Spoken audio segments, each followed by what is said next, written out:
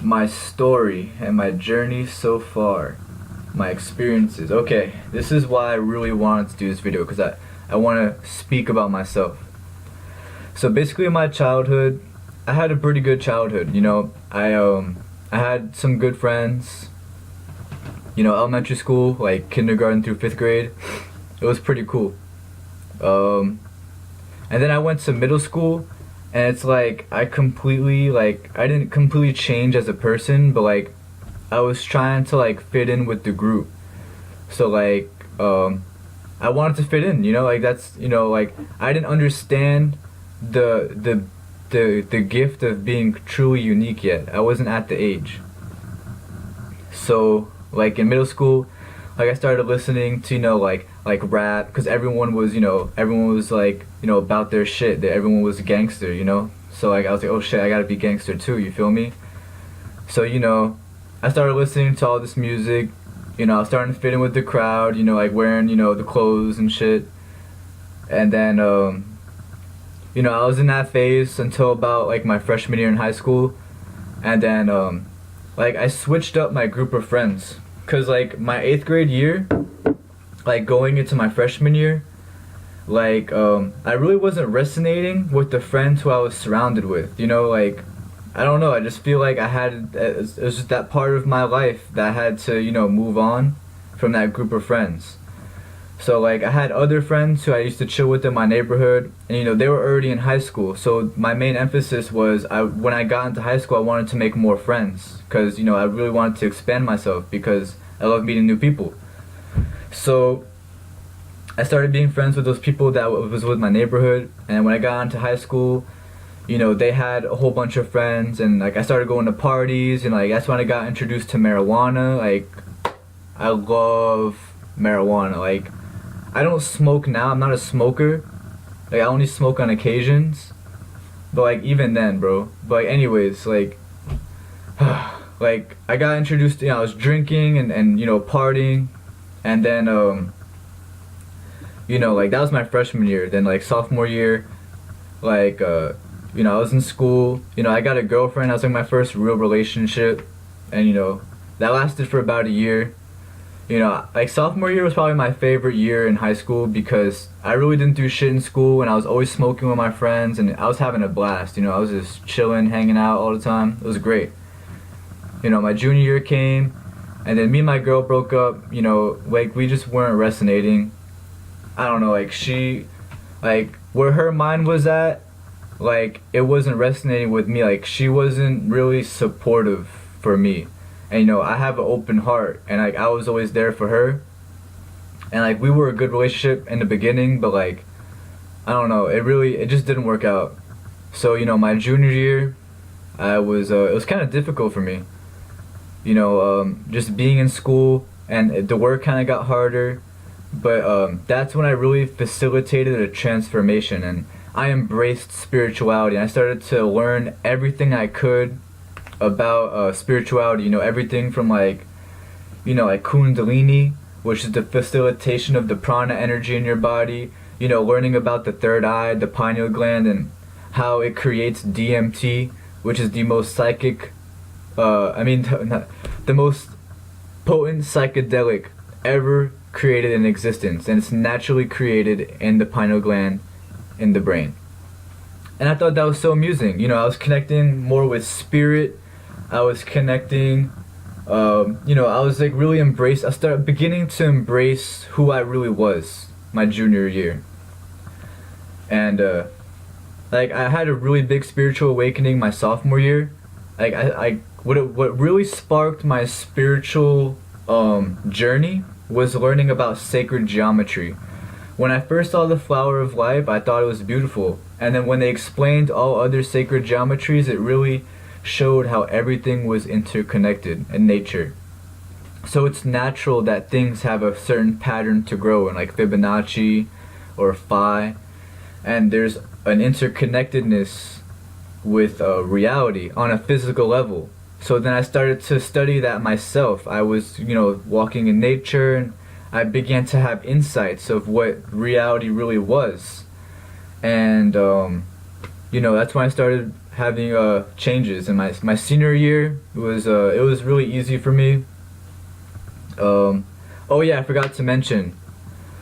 I think it was my sophomore or junior year. I can't even remember. But like, I got arrested. I got fucking arrested, cause I was smoking in my neighborhood, and there was like mad cops going around because there was like burglaries or something like that. I don't even know, but like, I was smoking with my friend at like my pool area because there's a pool in my neighborhood, and I saw a cop, like a cop van with a canine unit, and I was like, all right, well, we should probably like, it was like only a little bit left, and I was like, okay, well, let's go smoke this somewhere else. And he's like, all right. So like, me being a dumbass, like, I jump over the fence to go somewhere else, and the cop sees me, and he sees me jumping a fence, so he's like, oh, this guy's a suspect. So I'm like, you know, fuck. And this guy starts chasing me, and like, I was like, oh fuck. So like, I started running. Like, I took off. I was figuring, you know, if I could outrun this cop, then maybe my homeboy could get away, and you know, I'll take the charge for like a little bit of marijuana. Like, fuck it, you know, like, I'm gonna keep it real. And he starts chasing me with the flashlight. I'm like, alright, I could definitely outrun this guy. And he's like, stop, or I'm gonna release the canine. I'm like, fuck, I don't want to get bit up by a canine, like, no way. And if I hurt this dog, I'm basically hitting a cop, because in the United States they use canines, and they basically classify them as a police officer. So I was like, you know what, I'm fucked. I'm just gonna go down and comply with the officer. My friend got away, but they caught him later. They caught him a little bit later, and you know, it sucks. But I didn't go to jail. I had to do community service and like some other stuff. But yeah, that facilitated my breaking away from the marijuana, because I used to smoke, and all my money I would blow all of my cash on the marijuana. And yeah, so basically I started to get drug tested, and I couldn't smoke. And like, it was a real test for my friends, you know, to see who really had my back in my times of need. You know, like, I really needed some friends to, you know, comfort me. You know, I just got slayed, you know. And you know, all my friends smoke, and they still smoke to this day. And you know, I had some friends that held me down, which is the ones I'm still with today. And you know, my other friends, you know, they only came to me to smoke. And that's not a real friendship. That's you know, you getting together to smoke. But anyways, so I graduated high school, class of 2015. You know, senior year was pretty easy, you know, did my thing. And yeah, now I'm in college. I'm in my second semester at Palm Beach State College. And yeah, so basically I feel why I'm here incarnated right now at this time is because I need to teach all of humanity. Excuse me. Give me 1 second. Sorry, I just need to take a sip.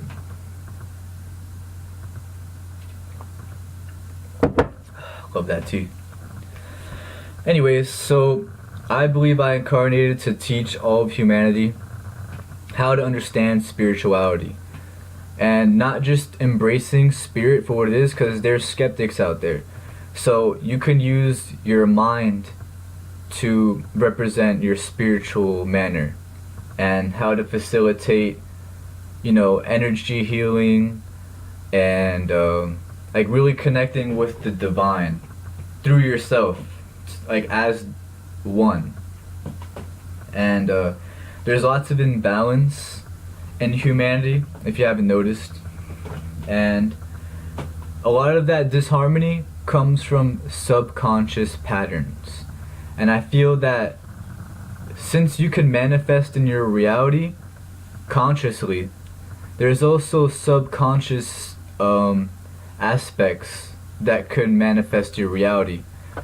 So when people are imbalanced and then they live disharmonic lifestyles, and then, you know, they wonder why their lives are like that, when they're always saying, oh, you know, like, I don't, like, you know, fuck you, like, all the time. Like, they're saying, like, you know, like, fuck life, you know, fuck Earth, why the fuck am I here, like, I should kill myself. Like, you're here for a reason, and that reason is to evolve.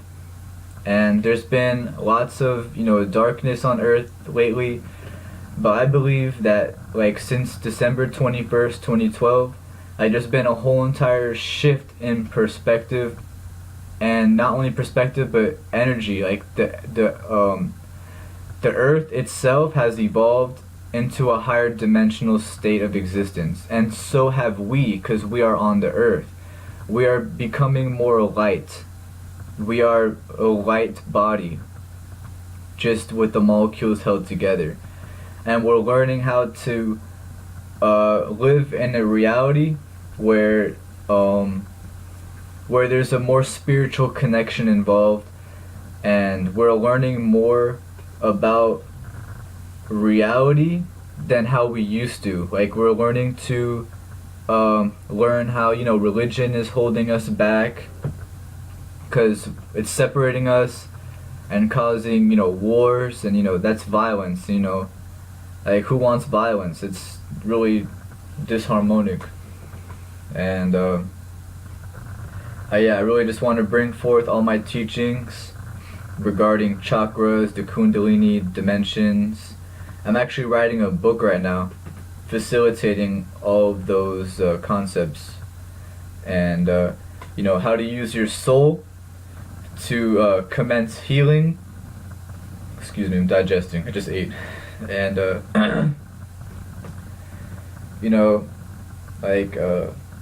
all the spiritual concepts of connecting the physical with the energetic, with the spiritual, that's why I'm here. To look at more questions. Okay. In my future, I plan to, I don't know, like, I either want to do alternative medicine to heal others that way, maybe like Reiki, which is the healing of the hands. Something with healing and helping people ascend, because I really want to bring forth what other people have to offer within themselves, and to bring forth their gifts and to connect with the divine through that way. Yeah, so mental illness, like I was saying, there's lots of disharmony within the people, and there's different parts of the brain. There's the reptilian, the mammalian, like a mammal, and then the human, like the neocortex. Like, it's all of our evolution of how a human is developed.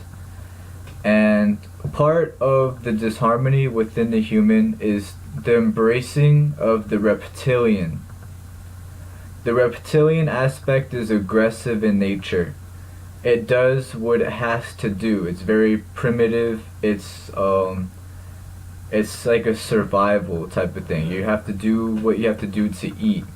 And when you combine the aggressiveness in the state of primitivism, if that's even a word, but you know what I'm trying to say, and you combine the ego is the biggest disease within humanity, because ego is what separates people from love, because they always want to one-up each other. They always want to, flex. They always want to, do something like that's disharmonic. That's disconnection from God when you're trying to one-up someone. The way you should be one-up somebody, the way to really one-up somebody, is to express yourself through your own true resonance. You need to express yourself how you are truly like within your heart, because ego is deadly. Because when you embrace the ego, you are like completely someone who you are not in nature.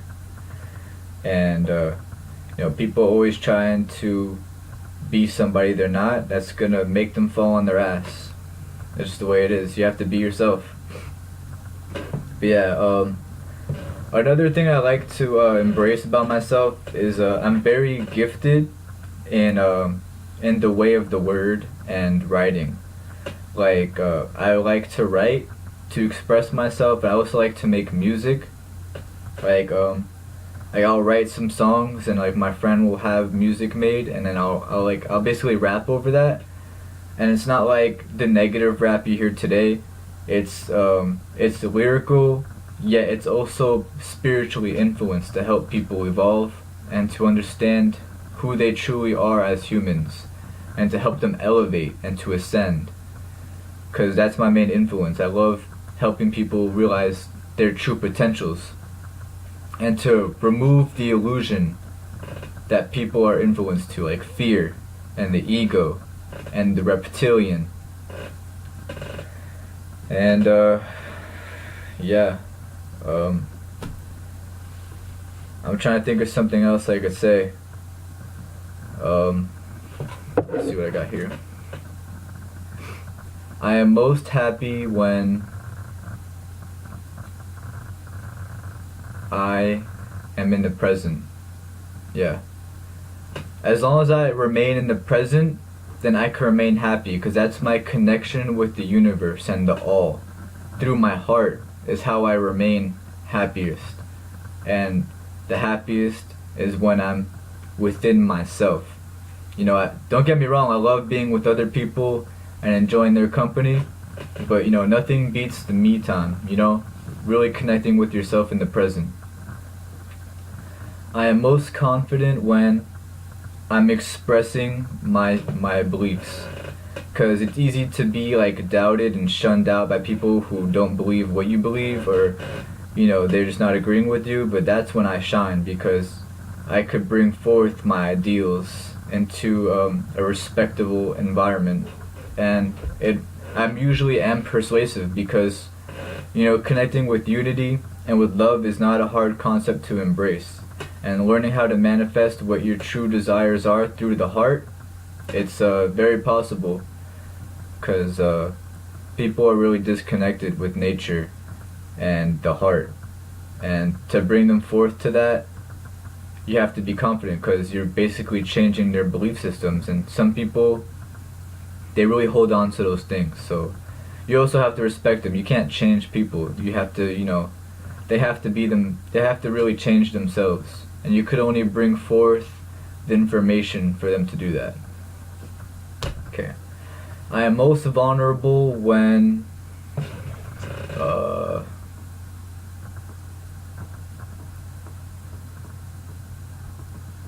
I can't really say I'm a vulnerable person, because I'm always present in my heart, and I really don't have any security issues or anything like that. I'm so balanced as a person, and I can't really think of anywhere I'm really on the spot or feeling offended or anything like that, because I put all of my power and intention to making myself the best human I could possibly be. So yeah, that about wraps this up. I really wanted to say thank you for giving me this opportunity to share my story. And I do have more to share, but considering the time, I probably used more time than I should have. So thank you all. And if you're interested, you can follow me on Tumblr at psy-klops, and to spell that is psy-klops.tumblr.com. Thank you so much. Bye.